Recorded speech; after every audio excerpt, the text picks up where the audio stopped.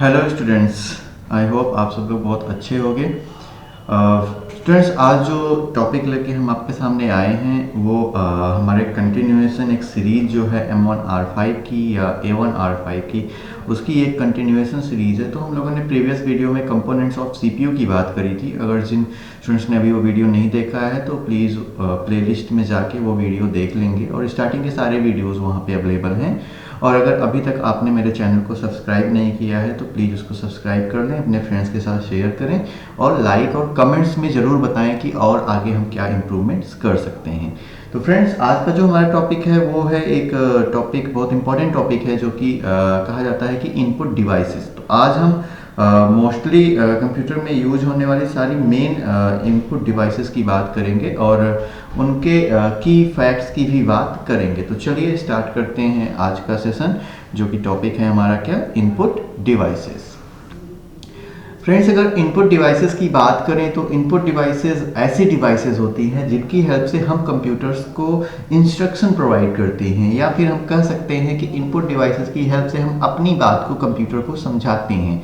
तो हम कह सकते हैं कि इनपुट डिवाइसेस एक हार्डवेयर होती हैं। हार्डवेयर, हमने पिछली वीडियो में आपको हार्डवेयर और सॉफ्टवेयर के बारे में बताया था। तो इनपुट डिवाइसेस जो होती हैं वो हार्डवेयर होती हैं जो इंस्ट्रक्शंस या डेटा को CPU तक पहुंचाने का काम करती हैं। और अगर हम कुछ प्रमुख इनपुट डिवाइसेस की बात करें, मेन इनपुट डिवाइसेस की बात करें, तो there are some devices. First of all, mouse is a very important input device, क्योंकि अगर हम कंप्यूटर या लैपटॉप की बात करें तो बिना माउस या टच पैड के हम सोच ही नहीं सकते कि हम कंप्यूटर को ऑपरेट कर पाएंगे। तो माउस एक पॉइंटिंग डिवाइस भी है, क्योंकि इससे हम चीज़ों को, ऑब्जेक्ट्स को पॉइंट आउट करते हैं।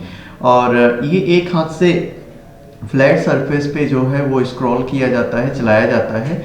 और ये बेसिकली जो है, इसका जो यूज़ है वो टेक्स्ट को सेलेक्ट करने के लिए, आइकन्स के लिए, और फाइल्स एंड फोल्डर्स को, डायग्राम्स को ड्रा करने के लिए यूज़ होता है। और मॉनिटर स्क्रीन पे ये माउस पॉइंटर की हेल्प से हमें दिखता है। मॉनिटर पे जो होता है वो माउस पॉइंटर की हेल्प से हमें दिखता रहता है। तो हम सब ने इसको फील किया होगा, देखा होगा कि एक एरो की तरह एक स्क्रीन आ जाती है और उस पर मतलब स्क्रीन पे एरो दिखता रहता है।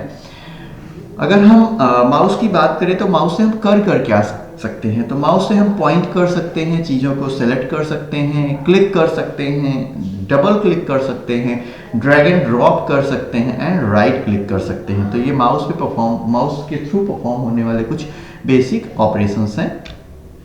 एडवांटेजेस की बात करें तो बहुत सारे एडवांटेजेस हैं। कुछ प्रमुख जो एडवांटेजेस हैं वो इस तरह से हैं कि it can be install without any installation software. Windows XP के पहले की बात करें तो हाँ ठीक है, उसमें ड्राइवर्स की ज़रूरत होती थी, बट अभी तो विंडोज 10 ऑनवर्ड्स ऐसे कोई भी ड्राइवर्स और इन सब चीज़ों की ज़रूरत हमें नहीं पड़ती है। The mouse give the computer users the freedom to move cursor in any direction. आप किसी भी डायरेक्शन में कर्सर को मूव कर सकते हो, किसी भी ड्राइव में जा सकते हो, किसी भी फोल्डर में जा सकते हो, etcetera etcetera. And it perform various task such as opening a file और मूविंग अ फोल्डर। तो बहुत ढेर सारे ऑपरेशंस आप परफॉर्म कर सकते हो with the help of mouse. अगर हम बात करें तो ये हमारा डेस्कटॉप है। अब हमें ये फोल्डर ओपन करना है, सपोज दैट, तो हम इसको आसानी से इसको ओपन कर सकते हैं, किसी भी फोल्डर में जा सकते हैं, एक्सेट्रा एक्सेट्रा। तो बहुत सारे ऑपरेशंस जो हैं वो साथ में परफॉर्म कर सकते हैं with the help of mouse. अगर हम डिसएडवांटेजेस की बात करें तो कुछ डिसएडवांटेजेस भी हैं, जैसे यहाँ पे हम लिमिटेड सेट नहीं कर सकते, मतलब लिमिटेशंस नहीं कर सकते कि आप एक ही डायरेक्शन में जा सकते हो, क्योंकि माउस का जो पॉइंटर है वो सारी डायरेक्शन में मूव होता रहता है। और बेसिकली इसको यूज़ करने के लिए हमें एक फ्लैट सरफेस की ज़रूरत होती है। अगर फ्लैट सरफेस हमारे पास नहीं है, एक रिफ्लेक्सिव सरफेस हमारे पास नहीं है, तो ये फंक्शन नहीं करेगा। माउस को अगर हम बात करें तो लैपटॉप या नोटबुक में उतने आसानी से यूज नहीं कर सकते जितनी आसानी से हम डेस्कटॉप में यूज कर सकते हैं, क्योंकि माउस जो आपका लैपटॉप या नोटबुक होता है वो बेसिकली खुद ही एक टच पैड कंटेन करता है, जो ज़्यादा कन्वीनियंट होता है रिगार्डिंग माउस। और एक डिसएडवांटेज है कि अगर ज़्यादा देर तक हम माउस को यूज़ करेंगे तो हमारे जो रिस्ट है हमारी, उसमें पेन होने लगता है। कुछ लोगों को तो ये भी नज़र में आया है कि रिस्ट में कुछ क्लॉटिंग टाइप का भी हो जाता है अगर वो एक्सेस यूज ऑफ माउस करते हैं तो। बहरहाल ये निग्लिजिबल है, इसको हम लोग इग्नोर कर देते हैं बिकॉज ऑफ कि हमें जो है वो फैसिलिटी चाहिए होती है और माउस हमें एक ऐसी फैसिलिटी प्रोवाइड करता है। सेकेंड जो इंपॉर्टेंट इनपुट डिवाइस है वो आपकी कीबोर्ड है। तो कीबोर्ड, अगर माउस जरूरी है जो फॉलोइंग चीजें हमने बताई वो करने के लिए, तो कीबोर्ड भी जरूरी है कंप्यूटर को instructions, data, special symbols, alphabets, numbers and controlling of the computer with the help of computer keyboard ही हम करते हैं। तो इसमें बहुत ढेर सारी कीज होती हैं जो क्वाड्री लेआउट में अरेंज होते हैं। और भी लेआउट्स होते हैं कीबोर्ड के, बट जो पॉपुलर यूनिवर्सल एक्सेप्टेड लेआउट है वो क्वाड्री कीपैड लेआउट ही होता है। इसमें कीबोर्ड इनकोडर होता है जो हमारे द्वारा प्रेस की गई कीज को सीपीयू को समझाता है। अगर एडवांटेजेस की बात करें तो कीबोर्ड्स के पास कई स्पेशल टाइप की कीज होती हैं और ये बहुत ही कम महंगा होता है और बहुत ढेर सारी वैरायटीज में आता है, जैसे मल्टीमीडिया कीबोर्ड्स हो जाते हैं, बिजनेस कीबोर्ड्स हो जाते हैं, एक्सेट्रा एक्सेट्रा। डिसएडवांटेजेस की बात करें तो ये बहुत स्लो होता है। अगर इसके थ्रू बिना माउस के हम कीबोर्ड से भी कंप्यूटर को कंटेन कर सकते हैं, बट ये बहुत स्लो होता है और विंडो की स्क्रीन को, साइज को ये करने में थोड़ा सा वो होता है। जो ज़्यादा प्रोफिशिएंट यूज़र नहीं है वो थोड़ा सा इस पर स्लो फील करता है कंपैरिजन ऑफ माउस। और भी बहुत ढेर सारी हैं, कभी कभी कीज जो है वो शॉर्ट करने लगती है तो कंप्यूटर सही से फंक्शन नहीं करता है, एक्सेट्रा एक्सेट्रा। ये सारी इसकी जो है वो डिसएडवांटेजेस हैं। थर्ड जो इंपॉर्टेंट डिवाइस है वो आपकी जॉयस्टिक है। जॉयस्टिक बेसिकली गेमिंग कंसोल्स वगैरह में यूज़ करती है वो होती है। इसमें एक जॉयस्टिक होती है, मतलब एक सेंट्रलाइज्ड एक पिन लगी होती है जिसके थ्रू हम ऑब्जेक्ट को left, right and top and bottom में मूव कराते हैं।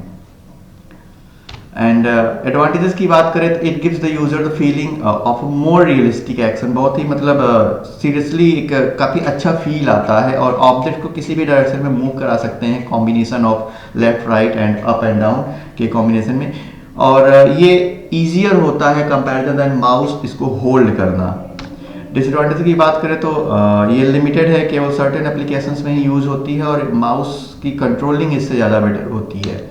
लाइट पेन एक कंप्यूटर इनपुट डिवाइस है जो लाइट सेंसिटिव स्क्रीन पे काम करती है और जैसे कि पेन से हम ड्राइंग्स बनाते हैं, सेम उसी तरीके से हम लाइट पेन से चीज़ें कर सकते हैं कंप्यूटर स्क्रीन पे। It is use to select text, draw images and interact with user interface elements on a computer. Advantages की बात करें तो ये किसी भी ऑब्जेक्ट को सेलेक्ट करने का काम करती है जो कि आपके डिस्प्ले स्क्रीन पे दिख रहे होते हैं।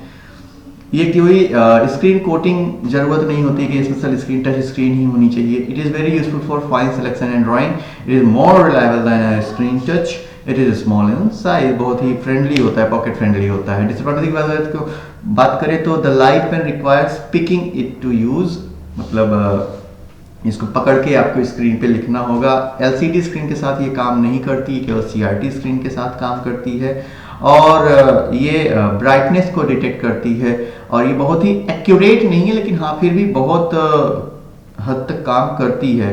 और ये बेसिकली डस्ट, अगर डस्टी इन्वायरमेंट है आपका, थोड़ा सा धूल वूल का इन्वायरमेंट है, तो जो एक इंफ्रारेड बीम्स हैं वो अफेक्टेड हो जाती हैं।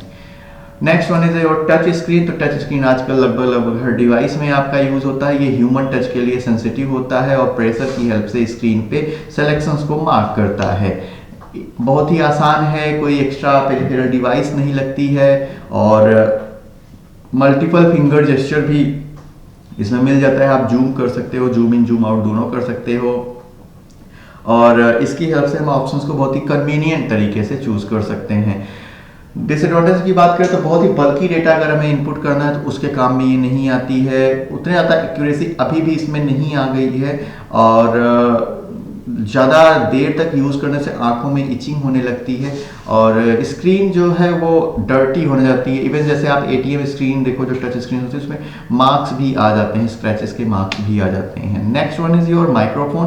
तो माइक्रोफोन एक बहुत ही इंपॉर्टेंट इनपुट डिवाइस है जो हमारी एनालॉग वॉइस को डिजिटल फॉर्म में कन्वर्ट करती है। मींस साउंड वेव्स को ऑडियो सिग्नल्स में कन्वर्ट करने का काम करता है कौन? माइक्रोफोन। ये बेसिकली एक छोटा सा डिवाइस होता है जो साउंड वेव्स को कैप्चर करता है।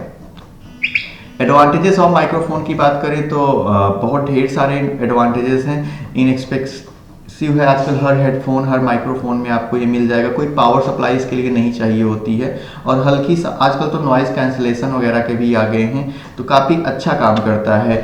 और अगर हम डिसऑर्डर की बात करें तो एम्पलीफिकेशन की ज़रूरत होती है, वो तो हर डिजिटल सिग्नल में होती है। एंड हाई फ्रिक्वेंसी परफॉर्मेंस को ये रिड्यूस करता है। Next one is scanner. तो स्कैनर एक ऐसी डिवाइस है, इनपुट डिवाइस है, जो हार्ड कॉपी डेटा को सॉफ्ट कॉपी डेटा में कन्वर्ट करने का काम करता है। ये बेसिकली यूएसबी के थ्रू कनेक्टेड होती हैं और ये 3 टाइप के होते हैं, flat bed scanner, sheet fed scanner and hand held scanner. अगर फ्लैट बेड स्कैनर की बात करें तो इन्हें डेस्कटॉप स्कैनर भी कहते हैं। इन्हें एक सिंपल प्लेट पे या डेस्क पे रख दिया जाता है और बेसिकली ये full piece of paper, book, magazine या फोटो को स्कैन करने का काम करते हैं और इसको डिजिटल फॉर्म में कन्वर्ट करते हैं। सीट फेड स्कैनर की बात करें तो ये रोलर फेड स्कैनर होते हैं और ये लाइक फैक्स मशीन होते हैं, इसमें एक रोलर होता है जिस पेपर को गुजारा जाता है और ये कैप्चर हो जाते हैं इसके डेटा। हैंड हेल्ड स्कैनर की बात करते हैं, पोर्टेबल स्कैनर्स होते हैं और ऑप्टिकल स्कैनर्स ऑप्टिक्स के बेसिस पे काम करते हैं। और जैसे कि आप शॉपिंग मॉल वगैरह में जाते हो तो वहाँ पे आपको ये स्कैनर्स मिल जाते हैं। फ्लैट बेड स्कैनर्स बहुत ही एक्यूरेट होते हैं और हाई क्वालिटी ऑफ इमेजेस ये प्रोड्यूस कर सकते हैं। और भी बहुत ढेर सारी बेसिकली इमेजेस को डिजिटाइज करने के लिए या फिर प्रोडक्ट्स की इंफॉर्मेशन को रीड करने के लिए स्कैनर्स का यूज किया जाता है। डिसएडवांटेजेस की बात करें तो बहुत ज़्यादा बल्की फाइल्स ये प्रोड्यूस करते हैं क्योंकि डीपीआई इनकी हाई होती है और कुछ क्वालिटी लूज हो जाती है अगर हम इसे पिक्सल्स को घटाते बढ़ाते हैं। तो ये कुछ मेन डिसएडवांटेजेस हैं स्कैनर के। Next one is OMR। अगर OMR की बात करें तो ये ब्लैक सर्कल्स को डिटेक्ट करने का एक काम करता है। ये एक शीट होती है जो बेसिकली एग्जामिनेशन पर्पस में यूज करा जाता है। ये मार्क सेंसिंग डिवाइस भी इसको कहते हैं। ये डेटा को डिजिटल फॉर्म में कन्वर्ट कर देता है। अगर मार्क है तो उसको काउंट करेगा, अनमार्क है तो उसको 0 कर देगा। OMR शीट्स पे आप लोगों ने एग्जाम वगैरह भी काफ़ी दिया होगा। एडवांटेजेस तो फास्ट है, बहुत ही बल्क डेटा को तुरंत ये प्रोसेस कर देता है और मार्किंग वगैरह के लिए इजी होता है। बारकोड रीडर की बात करें तो एक मशीन रीडेबल कोड होता है बारकोड और ये एक पैटर्न वर्टिकल लाइंस के एक पैटर्न में लिखा होता है जिसकी अलग अलग चौड़ाइयाँ होती हैं और ये गुड्स को लेबलिंग करने के लिए यूज करा जाता है और इसको रीड करने वाले स्कैनर को बारकोड स्कैनर कहते हैं। फास्ट मेथड है डेटा एंट्री का और ये ह्यूमन एरर्स को एलिमिनेट कर देता है। डिसएडवांटेजेस की बात करें तो अगर बारकोड जो है वो आपका स्क्रैच्ड हो जाएगा या फिर कुछ उसको आप गड़बड़ कर दोगे तो काम नहीं करेगा और बेसिकली स्कैनर को इसकी लाइन ऑफ साइट पे आना होता है स्कैनिंग के लिए। MICR बेसिकली बैंक्स वगैरह में यूज किया जाने वाला एक बहुत ही सिक्योर्ड टाइप का कोडिंग मैकेनिज्म है। मैग्नेटिक इंक कैरेक्टर रिकग्निशन बोलते हैं इसको और आपके चेक आजकल के जो मॉडर्न चेक आ रहे हैं उसमें ये मैग्नेटिक इंक से कोडिंग करी जाती है न्यूमेरिक फॉर्म में जो चेक की आइडेंटिफिकेशन को बताने का काम करती हैं। सिक्योरिटी बढ़ जाती है, कोई ह्यूमन मैनुअल इनपुट नहीं होता है और अगर इसके ऊपर कोई लिख भी देता है फिर भी ये कैरेक्टर्स रीड हो जाते हैं क्योंकि मैग्नेटिकली ये क्या होते हैं, एक्टिव होते हैं।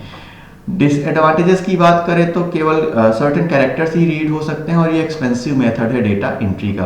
तो फ्रेंड्स ये हमारी तरफ से इनपुट डिवाइसेस का पूरा एक पार्ट था जो एग्जाम के पॉइंट ऑफ व्यू से इम्पॉर्टेंट है और अगर इसमें आपको कोई डाउट हो, कोई सजेशन हो तो आप हमें मैसेज या फिर कमेंट्स बॉक्स में अपने सजेशंस देके ज़रूर बता सकते हैं। मिलते हैं अगले पार्ट में, तब तक के लिए स्टे ट्यून्ड, बाय बाय।